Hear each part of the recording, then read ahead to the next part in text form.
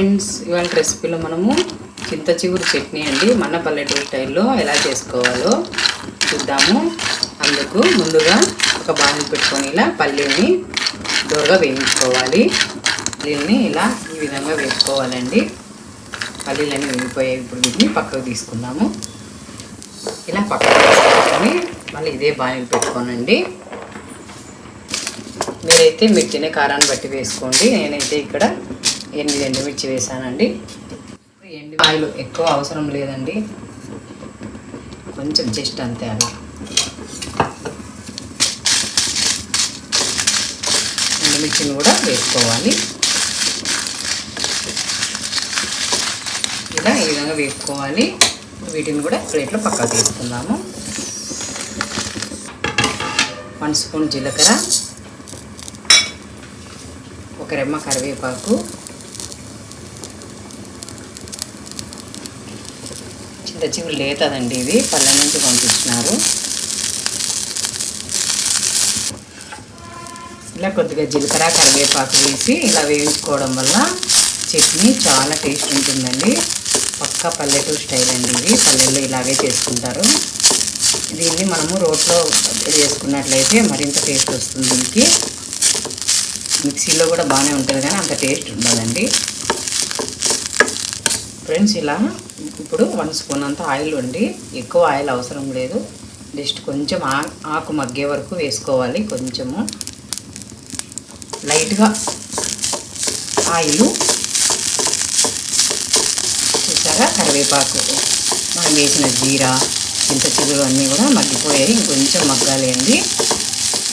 ఇంతేనండి. ఇందులోకి వెల్లుల్లి కానీ ఆనియన్ అదంతా మేము ఆప్షనల్, నేనైతే వేయనండి. కొంచెం స్వీట్ వస్తుంది, అందుకని నేను ఆనియన్ వేయను. వెల్లుల్లి వేస్తే ఈ చింత చిగురిని డ్యామేజ్ చేస్తుంది, టేస్ట్ అంతా అనిపించదు. నేనైతే వేయను, మీరు కావాలంటే వేసుకోవచ్చండి. సరే, ఇలా చింత చిగురిని ఈ విధంగా మగ్గించుకోవాలండి. చూడండి, బాగా మగ్గిపోయింది. మరి ఎక్కువ రోస్ట్లా చేసుకోకూడదండి, జస్ట్ పచ్చివాసన పోయే వరకు ఇలా మగ్గించుకోవాలి. ఇప్పుడు ఇది రెడీ అయిపోయిందండి. ప్లేట్లోకి తీసుకుందాము. స్టవ్ ఆఫ్ చేసి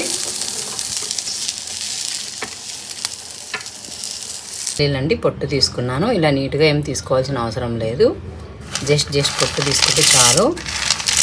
ముందుగా పల్లీల్ని మెత్తగా దంచుకోవాలి. ఇది మెత్తగా అయ్యే వరకు దంచుకోవాలండి. ఇలా ఈ విధంగా మెత్తగా దంచుకొని పక్కన పెట్టుకోవాలి.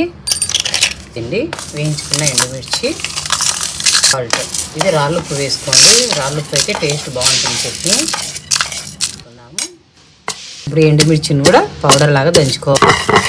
ఇలా ఈ విధంగా దంచుకోవాలండి. ఇలా మరీ మెత్తగా పౌడర్ లాగా అవసరం లేదు, మనం కూడా మెత్తగా దంచుకోవాలండి. దంచుకున్నట్లయితే టేస్ట్ చాలా బాగుంటుంది.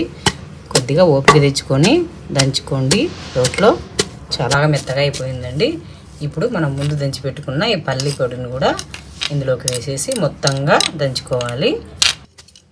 చింత చిగురు అంతా చూడండి మిక్స్ అయిన తర్వాత కొద్దిగా ఇందులోకి వాటర్ వేసుకుంటూ దంచుకోవాలి. కొద్దిగా ఎక్కువ వేసుకున్నట్లయితే మనం ఇలా దంచినప్పుడు మొహం మీదకి ఎగురుతుంది, కారం కదా, అందుకని ఇట్లా కొద్దిగా వేసుకుంటూ చట్నీని దంచుకోవాలి. చూడండి ఫ్రెండ్స్, కొద్దిగా మనం వాటర్ వేసుకొని ఇలా దంచుకోవడం వల్ల బాగా మొత్తగా పేస్ట్ లాగా అయిపోయింది. ఇదండి, ఇప్పుడు ఒక బౌల్లోకి తీసుకుందాం. ఇప్పుడు మనము మిక్సీ గ్రైండర్లో లాగా స్టైలీష్గా స్పూన్లు పెడితే మనకి రోల దగ్గర పనికి రావండి. మన పల్లెటూరు స్టైల్లోనే ఇలా చేత్తోనే ఈ చట్నీని తీసుకుంటేనే నీట్గా బౌల్లోకి, చూడండి మన స్పూన్తో తీస్తే ఎంత నీట్గా వస్తుందో, అంచులు రాదు కదా. చూడండి, ఇలా వేలుతో ఇలా అనేసినామంటే చూడండి శుభ్రంగా నీట్గా అంత మిడిల్లోకి వచ్చేసింది. స్పూన్తో తీస్తే ఎంత నీట్గా రాదు కదండి. చూడండి ఇంత నీట్గా వచ్చేసింది. ఇప్పుడు మనము బౌల్లోకి తీసుకుందాం. వీటి తీయడం వల్ల నీట్గా చూడండి ఎంత నీట్గా వచ్చేసిందో, రోటికి ఎక్కడ అంటుకోకుండా. చూడండి ఇంత శుభ్రంగా వచ్చేసింది కదా. అదే మనం స్పూన్ పెట్టామనుకోండి ఇంత శుభ్రంగా వస్తుందా. చూడండి నీట్గా వచ్చేసింది. ఫ్రెండ్స్, చింత చిగురు చట్నీ రెడీ అయిపోయిందండి. ఇలా బౌల్లోకి తీసేసుకున్నాం కదా. ఇప్పుడు వేడివేడి అన్నంలో తీసుకొని, నెయ్యి అలవాటు ఉన్న వాళ్ళు కాస్త నెయ్యి వేసుకొని తింటే సూపర్గా ఉంటుందండి. ఇలా వేడివేడి అన్నంలో కొంచెంగా కలుపుకొని తింటే చాలా బాగుంటుందండి. ఫ్రెండ్స్, మన ఛానల్ ఇంతవరకు ఎవరైనా సబ్స్క్రైబ్ చేసుకొని వాళ్ళంటే సబ్స్క్రైబ్ చేసుకోండి. అలాగే ఫ్రెండ్స్కి రిలేటివ్స్కి కూడా షేర్ చేయండి. ఫ్రెండ్స్ ఈ చట్నీని మీరు కూడా ట్రై చేసి నేను వీడియోలో చెప్పిన విధంగానే సేమ్ టు సేమ్గా ట్రై చేసి ఎలా వచ్చిందో కామెంట్ బాక్స్లో కామెంట్ పెట్టండి. ఎలా వచ్చిందన్నది నేను కూడా చూస్తానండి. టేస్ట్ చేస్తున్నానండి, ఎలా ఉందో చెప్తాను నేను కూడా అండి. చాలా బాగుంది, మీరు కూడా ట్రై చేయండి, చాలా బాగుంది taste. Thank you friends, thank you for watching.